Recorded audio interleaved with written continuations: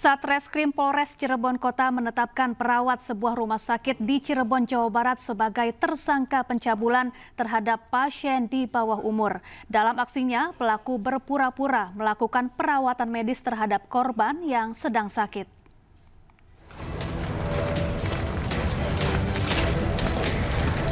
Satreskrim Polres Cirebon Kota menetapkan perawat sebuah rumah sakit di Cirebon, Jawa Barat berinisial DS 41 tahun sebagai tersangka pencabulan terhadap pasien di bawah umur.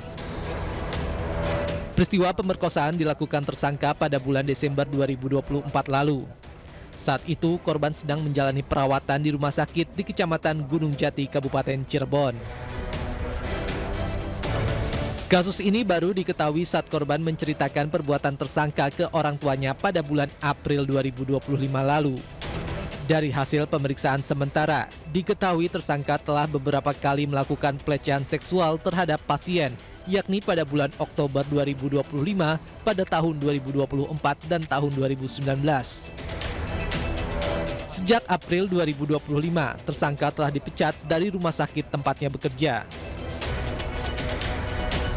Yang paling penting ini adalah terkait dengan jadwal, karena yang bersangkutan ini, tersangka ini sebagai perawat pada saat itu sudah kita klopkan, kita sinkronkan dengan semua alat bukti yang kita dapatkan dan juga keterangan saksi, sehingga cukup bukti kita untuk menaikkan ke tahap penyidikan dan penetapan terhadap tersangka pelaku pelecehan anak ini. Tersangka bersama barang bukti kini diamankan di Satreskrim Polres Cirebon Kota guna menjalani proses hukum lebih lanjut. Warga menggeruduk pondok pesantren yang berada di Soreang, Kabupaten Bandung, Jawa Barat. Hal ini dilakukan karena warga geram dengan tingkah laku pimpinan pondok pesantren yang diduga melakukan tindak asusila terhadap anak didiknya. Baraya warga ngamuk. Pesantren cabul dihancurkan, beraya nih. Inilah video amatir yang memperlihatkan beberapa oknum warga yang membakar gapura pondok pesantren di Soreang, Kabupaten Bandung, Jawa Barat. Kejadian ini berawal karena warga kesal dengan tingkah laku pimpinan pondok pesantren yang diduga melakukan tindak asusila terhadap santriwati di pesantren tersebut. Menyikapi hal itu, Polresta Bandung menetapkan RR 30 tahun sebagai tersangka. Penetapan tersangka tersebut dilakukan usai memeriksa 7 orang saksi yang 5 diantaranya merupakan korban pelecehan. Total ada 8 korban, di mana 3 korban mengaku telah disetubuhi oleh pelaku, sementara 5 lainnya mengalami pencabulan.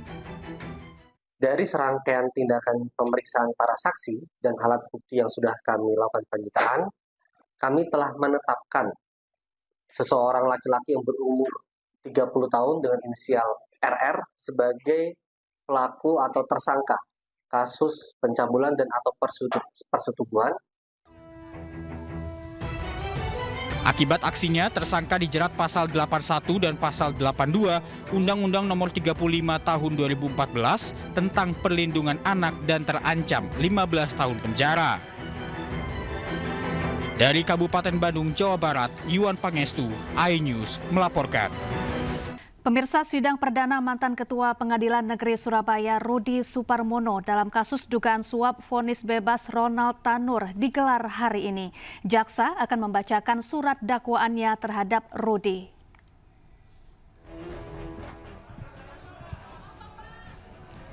Rudi Suparmono merupakan Ketua Pengadilan Negeri Surabaya ketika perkara Ronald Tanur mulai terdaftar pada Maret 2024.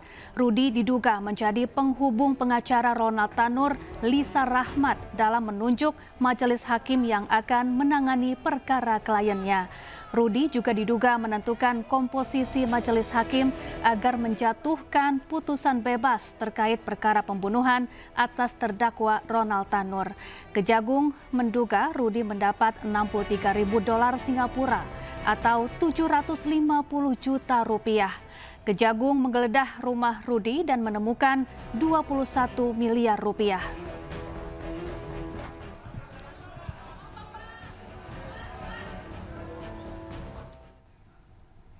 Ya, untuk informasi terkini kita sudah terhubung dengan rekan Galuh Pandu di Pengadilan Tipikor Jakarta. Selamat siang, Galuh. Bagaimana jalannya sidang mantan Ketua PN Surabaya Rudi Suparmono?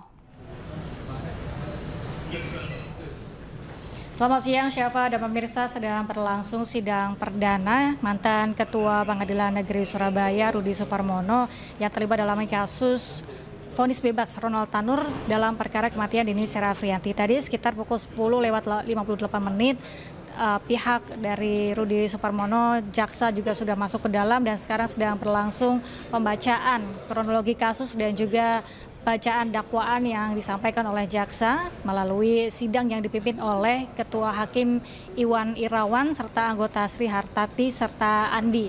Dan dalam persidangan ini sebelumnya diketahui bahwa Rudi Suparmono terlibat dalam kasus suap dan menilai uang suap senilai 770 juta rupiah dan Kejagung juga menemukan uang senilai 21 miliar rupiah setelah penggeledahan di rumahnya. Diketahui bahwa sebelumnya Rudi menerima permintaan Lisa Rahmat selaku pengacara dari Ronald Tanur atas permintaan Ibu Ronald yaitu Mayriska Wijaya untuk mengatur majelis hakim dan membuat bahwa vonis kepada Ronald Tanur ini dibuat bebas. Dan melalui mantan pejabat MA yaitu Jarod Richard, Lisa bertemu dengan Rudi sehingga terbentuklah majelis hakim yang sudah disetting dan sudah diatur untuk membebaskan Ronald Tanur dari segala dakwaan. Yang pertama adalah Ketua Hakim yaitu Erin Tuah Damanik dengan anggota Mangapul dan Heru Handoyo.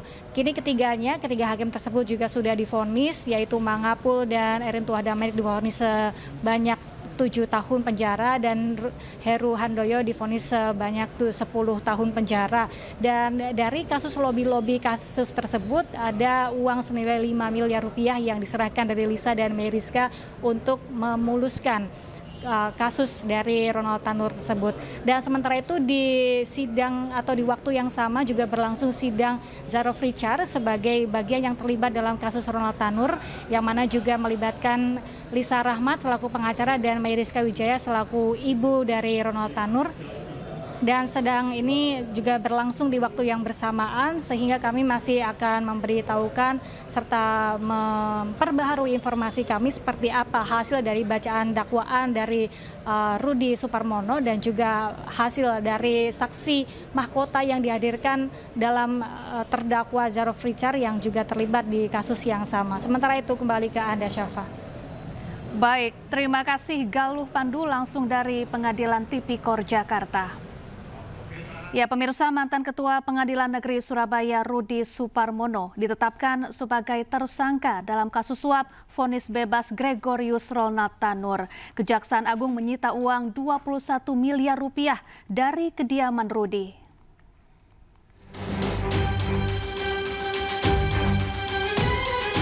Kejaksaan Agung menangkap mantan Ketua Pengadilan Negeri Surabaya Rudi Suparmono pada awal Januari lalu terkait kasus dugaan suap vonis bebas Gregorius Ronald Tanur.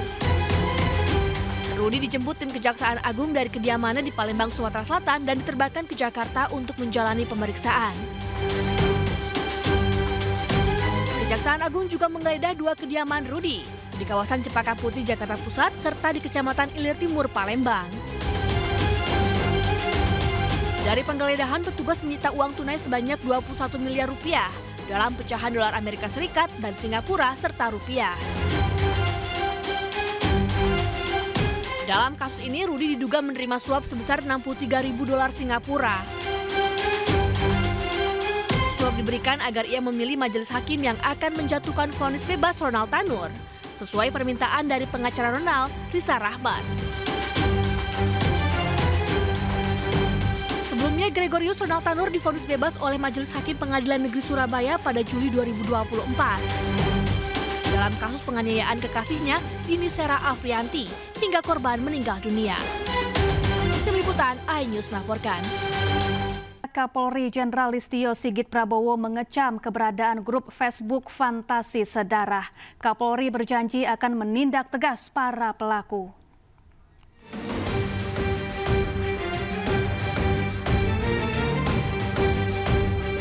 Polisi mendalami penyelidikan terhadap grup Facebook Fantasi Sedarah yang tengah menjadi kecaman publik. Grup ini berisi percakapan menyimpang tentang ketertarikan seksual terhadap anak, atau keluarga kandung. Kapolri Jenderal Listio Sigit Prabowo mengecam keberadaan grup tidak senonoh ini. Grup diduga memiliki ribuan anggota dan disebut telah eksis selama bertahun-tahun. Kapolri berjanji akan menindak tegas para pelaku. Ya, saya kira terhadap hal-hal yang berdampak, khususnya ini ancamannya terhadap masyarakat luas, Polri tentunya akan melakukan pendalaman, penyelidikan, dan tentunya akan tindak tegas. Dan itu bagian dari komitmen kita. Terima kasih. Sementara itu, Kementerian Komunikasi dan Digital telah memblokir 6 grup di Facebook berisi konten asusila yang membahas hubungan sedarah atau insest. Komdigi juga langsung berkoordinasi dengan Meta sebagai induk dari Facebook untuk melakukan pemblokiran. Warga juga diimbau agar lebih menjaga putra-putrinya dan berhati-hati saat bermedia sosial, serta langsung melapor bila menemukan konten-konten menyimpang. Dari Jakarta, Indra Setiabudi, Irian Syahwahyudi, iNews melaporkan.